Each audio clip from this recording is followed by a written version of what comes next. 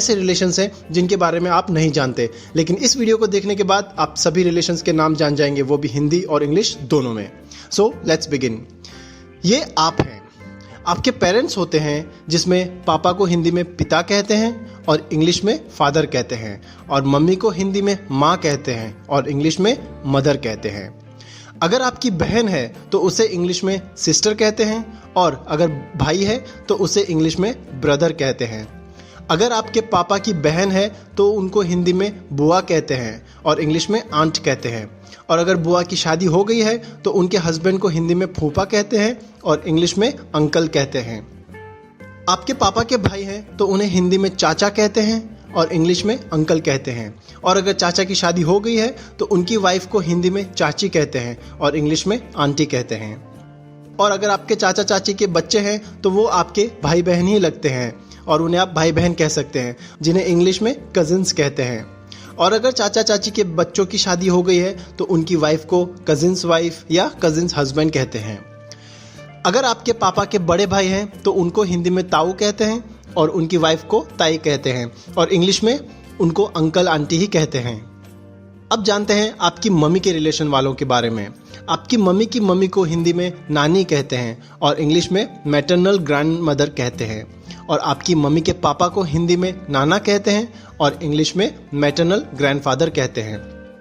आपकी मम्मी के भाई को हिंदी में मामा कहते हैं और इंग्लिश में मैटरनल अंकल कहते हैं, और अगर मामा की शादी हुई होती है तो उनकी वाइफ को हिंदी में मामी कहते हैं और इंग्लिश में आंट कहते हैं।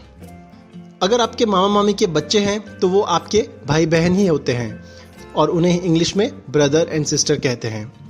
आपकी मम्मी की बहन को हिंदी में मौसी कहते हैं और इंग्लिश में आंट कहते हैं, और उनके हस्बैंड को हिंदी में मौसा कहते हैं और इंग्लिश में अंकल कहते हैं। आपके पापा को हिंदी में दादा कहते हैं और इंग्लिश में ग्रैंडफादर कहते हैं, और पापा की मम्मी को हिंदी में दादी कहते हैं और इंग्लिश में ग्रैंड मदर कहते हैं। आपके दादा के पापा को हिंदी में परदादा कहते हैं और इंग्लिश में ग्रेट ग्रैंडफादर कहते हैं, और आपके दादा की मम्मी को हिंदी में परदादी कहते हैं और इंग्लिश में ग्रैंड मदर कहते हैं। अगर आपकी बहन है और उनकी शादी हो गई है तो उनके हस्बैंड को हिंदी में जीजा कहते हैं और इंग्लिश में ब्रदर इन लॉ कहते हैं। और अगर आपकी बहन के बच्चे हैं तो वो अगर लड़की है तो हिंदी में भांजी कहते हैं और इंग्लिश में नीस कहते हैं, और अगर लड़का है तो उसे हिंदी में भांजा कहते हैं और इंग्लिश में नेफ्यू कहते हैं। और आपका भाई है जिसकी शादी हो गई है तो उसकी वाइफ को हिंदी में भाभी कहते हैं और इंग्लिश में सिस्टर इन लॉ कहते हैं, और उनके बच्चों को आप बेटा बेटी कह सकते हैं। अगर आपकी शादी हो गई है और आप लड़का हैं तो जिसके साथ आपकी शादी हुई है वो आपकी पत्नी कहलाती है, जिसे इंग्लिश में वाइफ कहते हैं। और अगर आप लड़की हैं और आप जिसके साथ आपकी शादी हुई होती है उसे हिंदी में पति कहते हैं और इंग्लिश में हस्बैंड कहते हैं। अगर आप लड़की हैं और आपकी शादी हो गई है तो आपके हस्बैंड के भाई अगर आपके हस्बैंड से छोटे हैं तो उन्हें हिंदी में देवर कहते हैं और इंग्लिश में ब्रदर इन लॉ कहते हैं, और अगर आपके हस्बैंड के भाई आपके हस्बैंड से बड़े हैं तो उन्हें जेठ कहते हैं, जिसे इंग्लिश में भी ब्रदर इन लॉ ही कहते हैं। अगर आपके हस्बैंड की बहन है तो आप उसे हिंदी में ननंद कहते हैं और इंग्लिश में सिस्टर इन लॉ कहते हैं, और ननंद के हस्बैंड को हिंदी में नंदोई कहते हैं और इंग्लिश में ब्रदर इन लॉ कहते हैं। आपके हस्बैंड या वाइफ के पापा को हिंदी में ससुर कहते हैं और इंग्लिश में फादर इन लॉ कहते हैं, और आपके हस्बैंड या वाइफ की मम्मी को हिंदी में सास कहते हैं और इंग्लिश में मदर इन लॉ कहते हैं। अगर आपके बच्चे हैं तो लड़की है तो हिंदी में बेटी कहते हैं और इंग्लिश में डॉटर कहते हैं, और अगर आपको लड़का है तो उसे हिंदी में बेटा कहते हैं और इंग्लिश में सन कहते हैं। आपकी वाइफ की बहन को हिंदी में साली कहते हैं और इंग्लिश में सिस्टर इन लॉ कहते हैं, और वाइफ के भाई को हिंदी में साला कहते हैं और इंग्लिश में ब्रदर इन लॉ कहते हैं।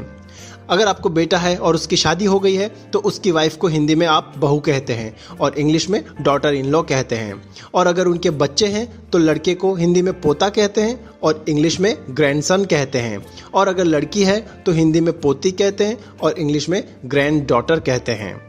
अगर आपकी बेटी है और उसकी शादी हो गई है तो उसके हस्बैंड को हिंदी में दामाद या जमाई कहते हैं और इंग्लिश में सन इन लॉ कहते हैं, और अगर उनके बच्चे हैं तो लड़के को नाती या दोइता कहते हैं और लड़की को दोइती या नातिन कहते हैं, जिसे इंग्लिश में ग्रैंड डॉटर या ग्रैंडसन ही कहते हैं। अगर आप किसी अनाथ आश्रम से किसी लड़के को या लड़की को अपना बेटा या बेटी बनाते हैं, यानी उसे गोद लेते हैं, तो उसे हिंदी में गोद लिया हुआ बेटा कहते हैं या गोद ली हुई बेटी कहते हैं, और इंग्लिश में उसे अडॉप्टेड सन या अडॉप्टेड डॉटर कहते हैं। यानी अगर लड़का है तो उसे अडॉप्टेड सन कहेंगे, और अगर लड़की है तो उसे अडॉप्टेड डॉटर कहेंगे।